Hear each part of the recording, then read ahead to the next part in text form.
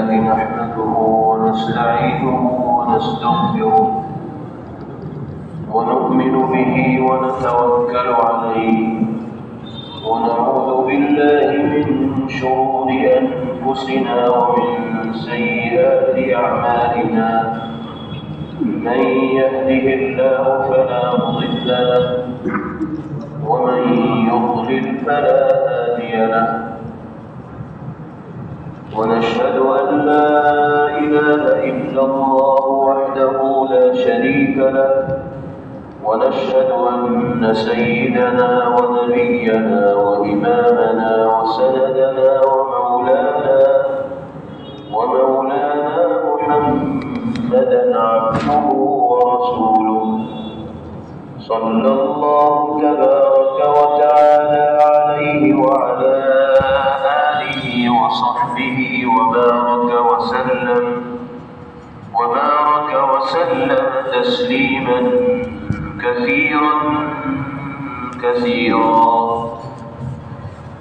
أما بعد فأعوذ بالله من الشيطان الرجيم بسم الله الرحمن الرحيم إن الذين لا يرجون لقاءنا ورضوا بالحياة الدنيا واطمأنوا بها والذين هم عن آياتنا غافلون أولئك مأواهم النار بما كانوا يكسبون إن الذين آمنوا وعملوا الصالحات يهديهم ربهم بإيمانهم تجري من تحتهم الأنهار في جنات النعيم دعواهم فيها سبحانك اللهم وتحيتهم فيها سلام وآخر دعواهم أن الحمد لله رب العالمين صدق الله مولانا العلي العظيم.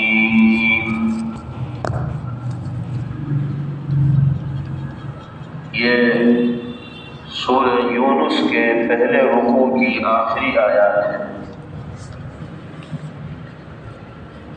اس سے پہلی آیات میں اللہ رب العزت والجلال نے قرآن کریم کی عظمت و اہمیت اور اس کے مقام و مرتبے کو ذکر فرمایا اور پھر اپنی قدرت کے مختلف مظاہر بیان فرمائے. آسمان و زمین کا نظام کس طرح باری تعالیٰ نے قائم فرمایا اس کا تذکرہ کیا گیا. سورج و چاند کس طرح اللہ کے حکم کے تابع ہو کر اپنی ڈیوٹی اور ذمہ داری ادا کرتے ہیں اس کو بیان کیا گیا. وہ تمام چیزیں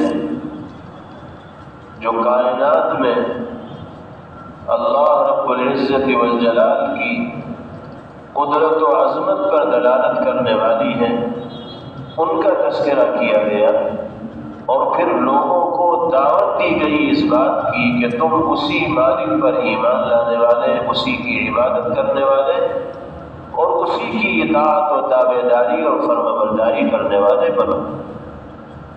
پہلے اللہ نے اپنی قدرت کے مظاہر بیان کیے اور پھر لوگوں کو متوجہ کیا اپنی عبادت و اطاعت کی جانب. تو انسانوں کے دو طبقے سامنے آئے. ایک طبقہ ان کامیاب لوگوں کا جو اللہ کی ذات پر ایمان لانے والے بنے، اللہ کے وعدوں پر یقین رکھنے والے بنے، آخرت کی فکر جنہوں نے اپنے دل کے اندر پیدا کی، دنیا کو جنہوں نے آزمائش و امتحان کا تصور کیا اور یہ یقین اپنے دل کے اندر پیدا کیا کہ جیسا کچھ انسان دنیا میں کرے گا مرنے کے بعد اسی طرح کے نتائج اس کے سامنے آئیں گے. انسانوں کا یہ طبقہ کامیاب لوگوں میں شمار کیا جائے. دوسرا طبقہ انسانوں کا وہ کہ جس نے اللہ کی ان ہدایات پر کان نہیں دھرے، باری تعالیٰ کی قدرت کے مظاہر کو دیکھنے کے باوجود اس کی ذات پر یقین لانے کو تیار نہ ہوئے، ایمان لانے کو تیار نہ ہوئے، آخرت کے تصور پر ایمان لانے کو تیار نہ ہوئے، یہ یقین ہی ان کے دل کے اندر نہیں پیدا ہوا کہ ہمیں اپنے اعمال کے سلسلے میں جواب دہ ہونا پڑے گا، وہ دنیا ہی کی زندگی میں مگن ہے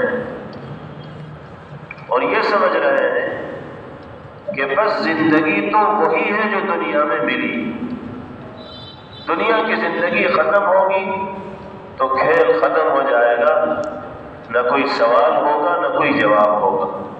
یہ انسانوں کا وہ طبقہ ہے جو غفلت میں مبتلا ہو کر زندگی گزارتا۔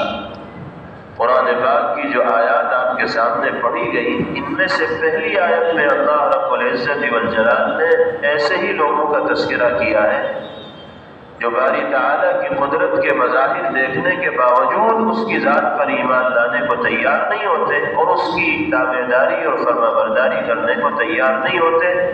ان کا حشر کیا ہوگا، ان کا انجام کیا ہوگا، اللہ بیان فرما رہے ہیں۔ ان الذين لا يرجون لقاءنا ورضوا بالحياة الدنيا واطمأنوا بها، جن لوگوں کو کھٹکا بھی نہیں ہوتا ہم سے ملنے کا، یعنی کبھی خیال بھی نہیں گزرتا جن کے دل میں کہ کبھی اللہ کی بارگاہ میں پیش بھی ہونا پڑے، اور جو لوگ دنیا ہی کی زندگی میں مگن ہیں اور دنیا ہی میں اطمینان کی سانس لے رہے ہیں، والذین هم عن آیاتنا غافلون، اور جو لوگ ہماری قدرت کی نشانیوں کو دیکھ کر بھی آنکھوں پہ پٹی باندھے ہوئے ہیں، غفلت کی نیند سو رہے ہیں، سورج و چاند، آسمان و زمین، دریا، ندی، نالے، نہ جانے کن کن چیزوں کو دیکھنے کے باوجود وہ اللہ کی ذات پر ایمان لانے کو تیار نہیں، یعنی غفلت میں کھوئے ہوئے۔ کیا انجام ہوگا ایسے لوگوں کا؟ اولئک مأواہم النار بما كانوا یکسبون، ان لوگوں کا ٹھکانہ جہنم ہوگا ان کے کرتوتوں کی وجہ سے۔ اس آیت مبارکہ سے سمجھنا یہ ہے کہ جو لوگ اللہ کی ذات پر ایمان لانے والے نہیں ہیں ان کا تلاشا ہو نہیں ہے، لیکن جو نشانیاں بتائی ہیں اللہ نے ان لوگوں کی جو جہنم کے مستحق قرار دیے جائیں گے، ذرا غور کیجیے اس بات پر کہ کہیں وہ نشانیاں ہمارے اندر تو نہیں پائی جا رہی۔ کہنے کو تو ہم مومن ہیں، سینہ ٹھوک ٹھوک کر اپنے ایمان کا دعویٰ کرنے میں ہم کسی سے پیچھے نہیں رہتے، سب سے آگے دکھائی دیتے ہیں، لیکن جو علامات و نشانیاں اللہ نے ان لوگوں کی بیان فرمائی جو جہنم کے مستحق قرار دیے جائیں گے، کہیں وہ نشانیاں ہمارے اندر تو نہیں پائی جا رہی۔ خدا نخواستہ ان نشانیوں کے آثار اگر ہمارے اندر ہوں گے تو پھر ہم نام کے مسلمان ہوں گے، کام کے مسلمان نہیں ہوں گے۔ کیا نشانیاں بیان کی گئی؟ الذین لا یرجون لقاءنا، جن کے دل میں اللہ کی بارگاہ میں حاضری کا خیال نہیں آتا، ورضوا بالحیات الدنیا، اور وہ دنیا ہی کی زندگی میں بدل رہتے ہیں اور ہماری قدرت کی نشانیوں سے غافل رہتے ہیں۔ افسوس کے ساتھ کہنا پڑتا ہے کہ ہم جیسے گنہگاروں میں بڑی تعداد ایسے مسلمانوں کی ہے جو کہنے کو مسلمان ہیں لیکن نہ اللہ کے احکامات پر عمل کرنے کی کوئی اہمیت ان کی نگاہ میں ہے، اور نہ جناب رسول اللہ صلی اللہ تعالی علیہ وسلم کی تعلیمات و ہدایات کو اپنانے کی کوئی قدر ان کی نگاہ ہے۔ وہ دنیا کی زندگی میں ایسے مگن ہے کہ نہ ان کو نمازوں کی فکر ہے، نہ تلاوت کلام اللہ کی فکر ہے، نہ دینی کاموں میں دلچسپی کے ساتھ حصہ لینے کی فکر ہے، ان کی صبح ہوتی ہے تو دنیا کے جھمیلوں میں گرفتار ہوتے ہیں، شام ہوتی ہے تو دنیا کے جھمیلوں میں مصروف ہوتے ہیں، دوپہر ہوتی ہے وہ تو دنیا کے کاموں کے اندر مصروف دکھائی دیتے ہیں، وہ اپنی دینی اور ایمانی ذمہ داریوں کو کہیں سے کہیں ادا کرتے ہوئے دکھائی ہی نہیں دیتے۔ تو بتائیے کہ ان میں جن کے دل پر مہر لگ چکی ہے کفر کی اور ہم میں کیا فرق رہ گئے؟ جس طرح وہ دنیا کی زندگی میں مگن ہو کر اللہ کو بلائے بیٹھے ہیں اور غفلت کے پردے ان کے دلوں پر پڑے ہوئے ہیں، اسی طرح اگر ہم بھی اللہ کے حقوق کی ادائیگی میں کوتاہی کریں گے تو ہم بھی اسی طرح کی زندگی گزارنے والے ہوں گے جس طرح کی زندگی گزارنے والوں کے لیے اللہ نے یہ کہا ہے کہ وہ جہنم کے مستحق قرار دیے ہیں۔ اس لیے ہر مسلمان کو اپنی دینی اور ایمانی ذمہ داریوں کو ادا کرنے کی فکر کرنی چاہیے، اور غفلت، یہ جو غفلت ہے یہ بڑی خطرناک چیز ہے۔ آپ دنیاوی کاموں میں دیکھ لیجیے، دنیاوی کاموں میں بھی ذرا سی غفلت سخت ترین نقصان سے انسان کو دوچار کر دیتی۔ ڈرائیور کی ذرا سی غفلت سے جان چلی جاتی، جاب کرنے والی کی ذرا سی غفلت سے جاب چلی جاتی، ڈاکٹر کی ذرا سی غفلت سے نہ جانے کیا سے کیا ہو جاتا، اچھا خاصا آدمی موت کے منہ میں چلا جاتا ہے، نہیں چلا جاتا۔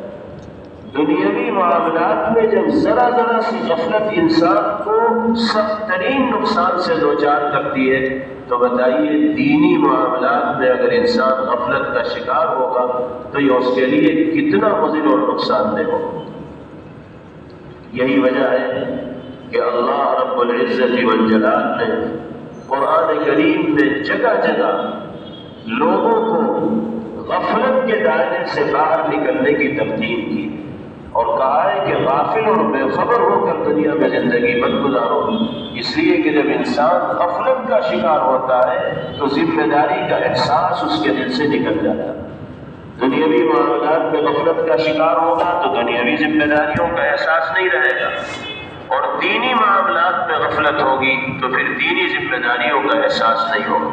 قرآن کریم میں ایک جگہ فرمایا گیا یعلمون ظاہرا من الحیاة الدنیا وهم عن الآخرة هم غافلون۔ ایسے لوگوں کی جو اللہ کے غصے کے مستحق قرار دیے جائیں گے کیفیت بتائی جاتی ہے کہ وہ لوگ ایسے ہیں جو صرف دنیا کی ظاہری ٹیپ ٹاپ اور زیب و زینت کے بارے میں جانکاری رکھتے ہیں، اسی میں صبح سے شام تک لگے رہتے ہیں اور آخرت سے غافل ہوتے ہیں۔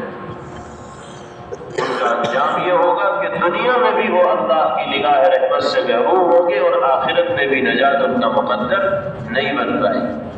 اسی طرح ایک جگہ فرمایا گیا اقترب للناس حسابهم وهم في غفلة معرضون۔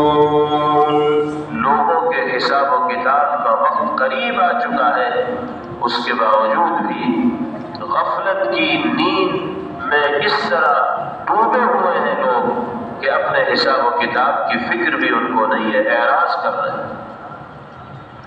اس طرح کی آیات قرآن پاک میں جگہ جگہ آپ کو ملے گی، اور ان آیات مبارکہ سے اللہ رب العزت والجلال نے دنیا میں بسنے والے انسانوں کو غفلت کی نیند سے باہر نکلنے کی ہدایت دی ہے اور اپنی دینی اور ایمانی ذمہ داریوں کا احساس پیدا کرنے کی تاکید کی۔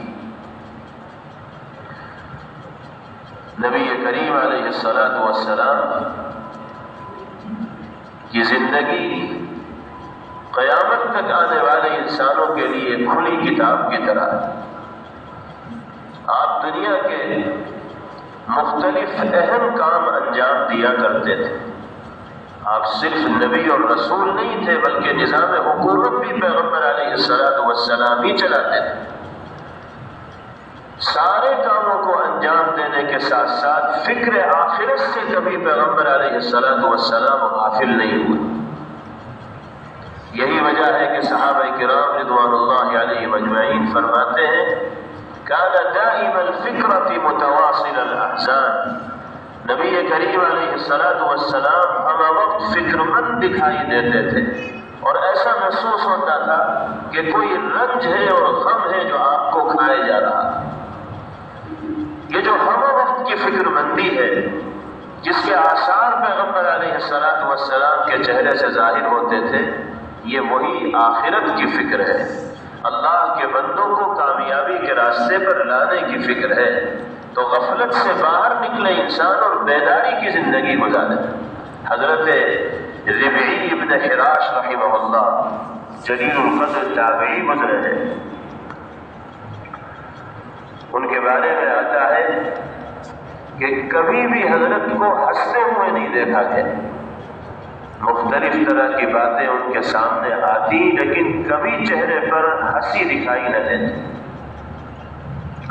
ایک مرتبہ حضرت کے کچھ شاگردوں نے ہمت کر کے سوال کیا کہ حضرت کیا وجہ ہے کبھی آپ تبسم نہیں فرماتے، ہنستے نہیں؟ چاہے کیسی ہی بات آپ کے سامنے کر لی جائے، کیسا ہی معاملہ پیش آ جائے، لیکن کبھی آپ نہیں ہنستے۔ تو حضرت نے ایک ٹھنڈی سانس بھری اور اس کے بعد ارشاد فرمایا کہ بھئی میں کیسے ہنس سکتا ہوں جب تک مجھے یہ نہ معلوم ہو جائے کہ مرنے کے بعد اللہ نے جنتیوں میں میرا نام لکھا ہے یا جہنمیوں میں میرا نام لکھا ہے۔ جب تک مجھے اس بات کا یقین نہیں ہوگا کہ میں جنت کا مستحق ہوں، اس وقت تک ہنسی کا کیا مطلب؟ خوشی تو اس وقت ہوگی جب کامیاب لوگوں میں ہمارا نام ہو۔ ان کے حالات لکھنے والے لکھتے ہیں کہ جب حضرت کا انتقال ہوا اور روح پرواز ہوئی تو چہرے پر مسکراہٹ آ گئی۔ غسل دیا گیا تب مسکراہٹ تھی، کفنایا گیا تب مسکراہٹ تھی، قبر میں دفنایا جانے لگا تو چہرہ پھول کی طرح مسکرا رہا تھا اور اسی حال میں ان کی تدفین کر دی گئی۔ جس شخصیت کو زندگی میں کبھی ہنسی نہ آئی، روح کے پرواز ہونے کے بعد چہرہ کھل اٹھا، اس لیے کہ اللہ نے مقام دکھا دیا ہوگا کہ اب آپ کو اس جگہ جانا ہے اور جنت کے آپ مستحق۔ تو اللہ والوں کی زندگی بیداری میں گزرتی ہے، کبھی غفلت کی چادر اوڑھ کر وہ دنیا میں زندگی نہیں گزارتی۔ یہی ربعی ابن حراش ہے جن کی دینداری کا، صداقت و سچائی اور حق گوئی کا یہ عالم ہے کہ کبھی اللہ کے بندے کی زبان سے جھوٹ نہیں سنا گیا۔ کیسا ہی سخت سے سخت معاملہ پیش آیا، جھوٹ کا سہارا حضرت نے کبھی نہیں دیا۔ حجاج ابن یوسف کے زمانے میں ان کے دو نوجوان بیٹے تھے جن کو حجاج گرفتار کرانا چاہتا تھا۔ حجاج دیندار طبقے پر ظلم و ستم کرنے کے اعتبار سے تاریخ میں مشہور ہے۔ اس کے نشانے پر حضرت کے دو نوجوان بیٹے تھے۔ اس نے اپنے سپاہیوں کو ان کو گرفتار کرنے کے لیے لگا رکھا تھا لیکن یہ ہاتھ نہیں آ رہے تھے۔ بالآخر مایوس ہو کر اس کے سپاہی حجاج کے پاس واپس گئے اور کہا کہ وہ ہمارے ہاتھ نہیں آئے۔ تو حجاج کی مجلس میں بیٹھے ہوئے ایک صاحب نے ایک رائے پیش کی کہ میری رائے یہ ہے کہ آپ ان کے والد صاحب سے معلوم کرو کہ بیٹے کہاں ہیں۔ مجھے یقین ہے کہ وہ صحیح بتا دیں گے، اس لیے کہ کبھی ان کو جھوٹ بولتے ہوئے نہیں سنا ہے۔ حجاج نے کہا کہ چلو اس حربے کو بھی آزما کے دیکھ لیتے ہیں، اس نسخے کو بھی اختیار کر کے دیکھ لیتے ہیں۔ جب ہم نے سارے جتن کر لیے اور وہ ہاتھ نہیں آئے تو یہ جتن بھی کر لیتے ہیں۔ چنانچہ اس نے اپنے لوگوں کو حضرت ربعی ابن حراش رحمہ اللہ کے پاس بھیجا جو گھر کی بیٹھک میں تشریف فرما تھے۔ یہ لوگ گئے اور جا کر کہا کہ ہم حجاج کے یہاں سے آئے ہیں، حضرت کے علم میں ساری بات ہے کہ نوجوانوں کو حجاج گرفتار کرنا چاہتا ہے۔ انہوں نے اپنے آنے کا مقصد بیان کیا اور پوچھا کہ آپ کے صاحبزادگان کہاں ہیں؟ ہم تلاش کرتے کرتے تھک گئے لیکن ہماری رسائی ان تک نہیں ہو پائی، آپ بتا دیجیے۔ حضرت ربعی ابن حراش رحمہ اللہ نے سب کچھ جاننے بوجھنے کے باوجود کہ اگر میں بتاؤں گا تو یہ بچے کو گرفتار کریں گے اور گرفتار کر کے ظالم حجاج کے پاس لے جائیں گے اور وہ کیا سزا دے کچھ نہیں کہا جا سکتا۔ گول جواب بھی دے سکتے تھے، ٹال بھی سکتے تھے، لیکن بغیر کسی تنزل اور ہچکچاہٹ کے فوراً حضرت نے جواب دیا ہونا فی البیت، وہ دونوں اس وقت گھر میں موجود۔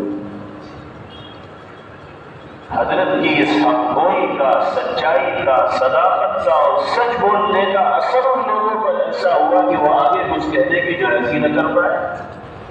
وہ تو یہ سوچ کر آئے تھے کہ جب ہم پوچھیں گے بیٹوں کے بارے میں تو حضرت بھی پریشان ہو جائیں گے کہ لوگ یہ تو گھر میں بھی آ گئے اور بچے گھر میں یہ چھاپا ماریں گے، ان کے پاس طاقت ہے، حکومت ہے، سب کچھ ان کے پاس ہے، جو چاہے یہ کر لیں۔ وہ تو یہ سمجھ کر آئے تھے کہ کوئی گول گول جواب ملے گا، لیکن وہاں تو بالکل صاف ستھری بات کہی گئی اور بغیر کسی لاگ لپیٹ کے کہہ دیا گیا کہ وہ گھر میں موجود۔ اللہ نے ان کے دل پر ایسا روک ڈالی کیا کہ پکڑنا اکڑنا تو چھوڑ، وہ واپس حجاج کے پاس گئے اور کہا کہ ہم نے اللہ کی ذات پر یقین رکھنے والا ایسا مضبوط انسان آج سے پہلے کبھی نہیں دیکھا۔ ہم نے اللہ کے اس ولی کے چہرے پر معمولی اثرات بھی تو نہیں دیکھے، جب ہم نے اس کے بچوں کے بارے میں، ان کے بچوں کے بارے میں سوال کیے وہ صاف صاف بتا دیا۔ تاریخ میں لکھا ہے کہ حجاج ابن یوسف پر بھی حضرت ربیع ابن حراش کی اس کردار کا اور حقگوئی کا ایسا اثر ہوا کہ وہ بھی پانی پانی ہو گیا اور اس نے اپنے درباریوں کی بڑی مجلس میں اعلان کیا کہ تم سب گواہ رہنا، قد عفوت عنہما لصدق ابیہما، میں نے ان دونوں نوجوانوں کو معاف کر دیا ان کے والد کے سچ بولنے کی وجہ سے۔ یہی وجہ ہے کہ پیغمبر علیہ السلام نے فرمایا الصدق ینجی والکذب یغنی، سچائی انسان کو بچاتی ہے، نجات دلاتی ہے، اور جھوٹ ہمیشہ انسان کو ذلیل کرتا ہے، ہلاک کرتا ہے، برباد کرتا ہے۔ یہی ربیع ابن حراش ہے جو فکر آخرت میں اس طرح غرق رہے کہ زندگی بھر ان کے چہرے پر ہنسی نہیں دیکھی۔ اللہ رب العزت والجلال ہم سب کو ایمانی صفات اختیار کر کے زندگی گزارنے کی توفیق عطا فرمائے۔ اس کے بعد اللہ نے اہل ایمان کا تذکرہ فرمایا، ان الذین آمنوا وعملوا الصالحات یهدیہم ربهم بإیمانہم تجری من تحتہم الانہار فی جنات النعیم۔ جو لوگ ایمان لائے اور نیک اعمال کیے ان کے پروردگار ان کو جنت تک پہنچائیں گے ان کے ایمان لانے کی وجہ سے۔ یہاں ہدایت سے مراد منزل مقصود تک پہنچانا، صرف راستہ دکھانا نہیں، اللہ ایمان لانے کی وجہ سے ان کو جنت تک پہنچائیں گے۔ اور جنت کیسی ہوگی؟ جس کے نیچے نہریں بہتی ہوں گی، خوش عیشی کی زندگی، آرام و راحت کی زندگی ان باغات میں اور جنت میں اہل ایمان گزار رہے ہوں۔ دعواهم فيها سبحانك اللهم وتحيتهم فيها سلام۔ اور جنت میں جنتیوں کی زبان پر جو دعا ہوگی وہ کیا ہوگی؟ سبحان اللہ سبحان اللہ سبحان اللہ، وتحیتهم فیہا سلام، اور ان کی آپسی بات چیت کا آغاز سلام سے ہوتا ہو۔ تو السلام علیکم ورحمۃ اللہ کا جو جملہ ہے یہ جنتی بھی استعمال کریں گے، جنتیوں کا تحیہ اور آداب و تسلیمات یہی ہوگی۔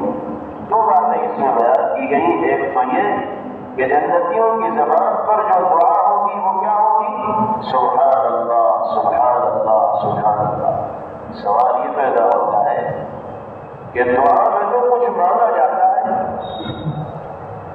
سبحان اللہ سے کچھ مانگا تو جا نہیں رہا۔ سبحان اللہ کا مطلب تو اللہ کی ذات پاک ہے، اللہ کی تسبیح و تقدیس، اس کی عظمت و پاکی کو بیان کیا جا رہا ہے، کچھ مانگا تو جا نہیں رہا، تو پھر اس کو دعا کیسے کہا گیا؟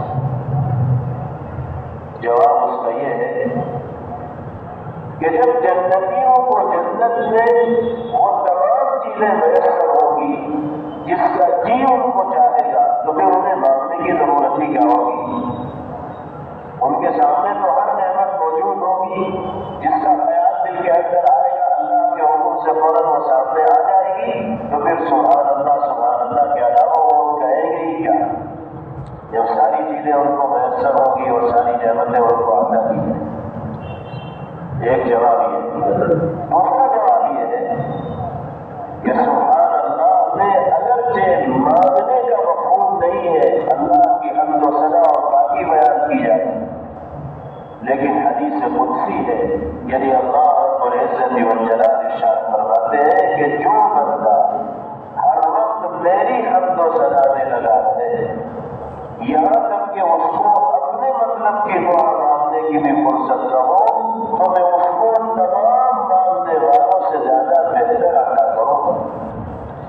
یہ ارشاد گرامی قصہ ہے اللہ رب العزت والجلال۔ اس لیے سبحان اللہ میں اگرچہ مانگنے کا مفہوم نہیں ہے، اللہ کی حمد و ثنا ہے۔ اللہ نے وعدہ کیا کہ اگر کوئی بندہ میری حمد و ثنا میں لگا رہے گا، اپنے مطلب کی بات بھی نہیں مانگے گا، تو میں اس کو ماننے والوں سے زیادہ بہتر عطا کروں۔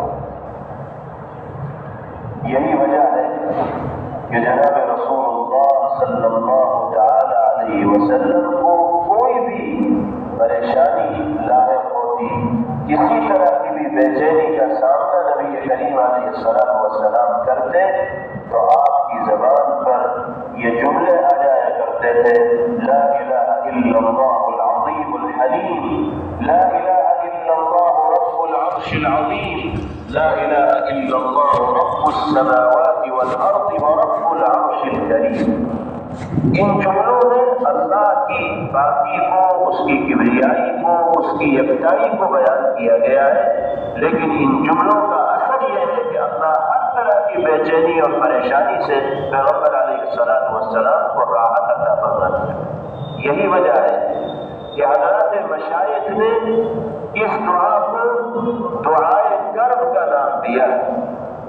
کرب کے معنی مصیبت کے ہیں، تکلیف کے ہیں، الم کے ہیں، پریشانی کے ہیں، یعنی کوئی آدمی کسی بھی طرح کے کرب و بے چینی اور تکلیف و الم کے اندر گرفتار ہو، اگر وہ اس دعا کا اہتمام کرے گا تو اللہ اس کو ہر طرح کے کرب سے، بے چینی سے، تکلیف سے راحت عطا فرمائے گی۔ اس لیے یہ دعا یاد رکھنی چاہیے، لا الہ الا اللہ العظیم الحلیم، لا الہ الا اللہ رب العرش العظیم، لا الہ الا اللہ رب السماوات والارض ورب العرش الکریم۔